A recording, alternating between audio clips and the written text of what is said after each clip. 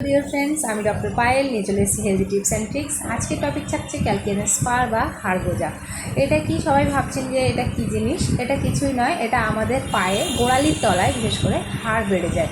তাতে কি হয়, রোজ সকালবেলা ঘুম থেকে উঠে আমরা পা ফেলতে পারি না, প্রচণ্ড যন্ত্রণা করে এবং দিনের সাথে সাথে আস্তে আস্তে ব্যথাটা আস্তে আস্তে কমতে থাকে।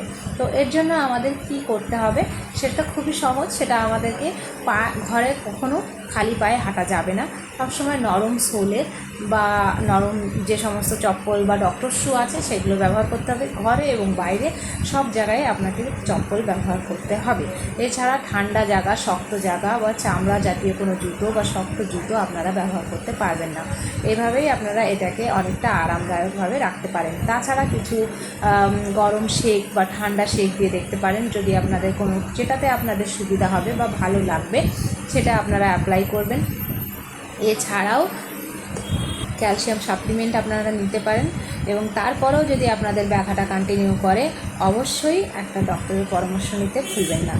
এই টপিক রিলেটেড কোনো কোয়েশ্চেন থাকলে অবশ্যই আমাকে কমেন্ট করতে ভুলবেন না। ভালো থাকবেন, লাইক, শেয়ার অ্যান্ড সাবস্ক্রাইব করে দেবেন। Thank you.